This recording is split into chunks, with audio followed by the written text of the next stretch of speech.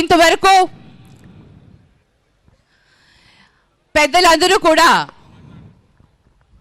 వివరించడం జరిగింది. శిల్పా చక్రపాణి రెడ్డి అన్న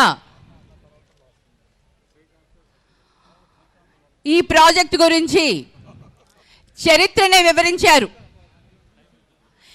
ఏ విధంగా ఈ ఉద్యమం ఏ విధంగా మొదలయ్యింది, ఇప్పుడు ఈరోజు మన పరిస్థితి ఎక్కడ ఉంది అని ఒక్కసారి మన అందరం కూడా ఆలోచించాలి. తెలుగుదేశం పార్టీలో చంద్రబాబు నాయుడు గారు ముఖ్యమంత్రి అయిన తరువాత రాయలసీమ కంటూ ఏదన్నా చేశారా అని ఆలోచిస్తే కేవలం రాయలసీమకు అన్యాయం తప్ప చేసింది ఏమీ లేదు.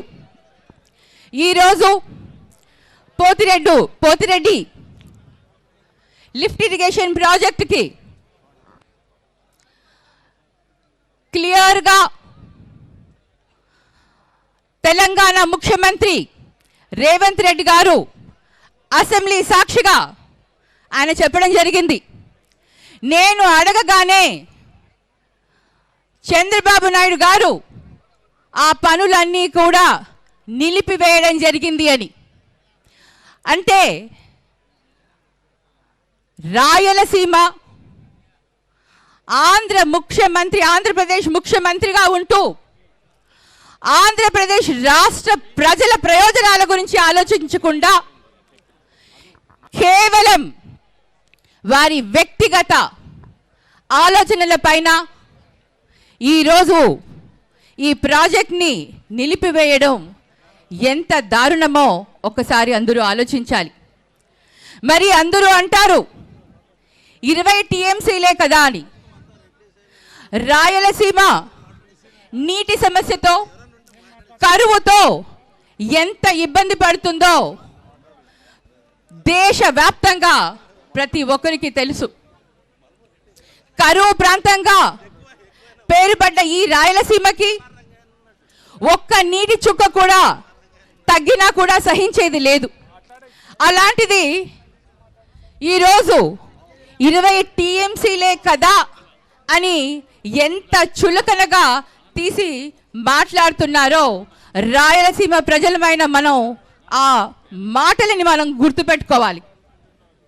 రాయలసీమ ఎంతో మంది నాయకుల్ని ఇచ్చింది. అలాంటిది ఈరోజు రాయలసీమకి ఈ విధంగా అన్యాయం చేయాలని ఎలా అనిపించిందో చంద్రబాబు నాయుడు గారు ఆయన ఆలోచించాలి. రాయలసీమ గురించి ఆలోచించే వ్యక్తులు ఎవరన్నా ఉన్నారు అంటే అది కేవలం వైఎస్ఆర్ కుటుంబం అని ఇందాక పెద్దలు కూడా చెప్పడం జరిగింది. మరొక్కసారి నేను తెలియచేస్తున్నాను, ఈ ప్రాజెక్ట్ కంప్లీట్ కావాలి అంటే, రాష్ట్రంలో అభివృద్ధి చెందాలి అంటే ప్రాంతాల వారీగా కాకుండా రాష్ట్రం మొత్తాన్ని కూడా అభివృద్ధి పదంలో ముందుకు తీసుకెళ్లే వ్యక్తి మన అధ్యక్షులు శ్రీ వైఎస్ జగన్మోహన్ రెడ్డి గారు. మరి ఈరోజు ఈ పోరాటానికి శ్రీకారం చుట్టాం కాబట్టి ప్రతి డిస్ట్రిక్ట్స్ వైజ్, ప్రతి జిల్లా పరంగా కానివ్వండి, నియోజక పరంగా, మరి అంతేకాకుండా మండల పరంగా, గ్రామ పరంగా మనం అందరం కూడా ఈ ఉద్యమాన్ని ముందుకు తీసుకొని పోయి ప్రతి ఒక్కరం కూడా ఈ సమస్యను ప్రజల్లోకి తీసుకువెళ్ళాలి. రైతులు ప్రతి ఒక్కరు కూడా దీన్ని తీవ్రతను గుర్తించి ఈ ఉద్యమాన్ని ముందుకు తీసుకువెళ్ళాలని అందరినీ కూడా ఆశిస్తూ ఈ అవకాశం ఇచ్చిన అందరికీ కూడా ధన్యవాదాలు తెలియచేసుకుంటూ సెలవు తీసుకుంటున్నాను.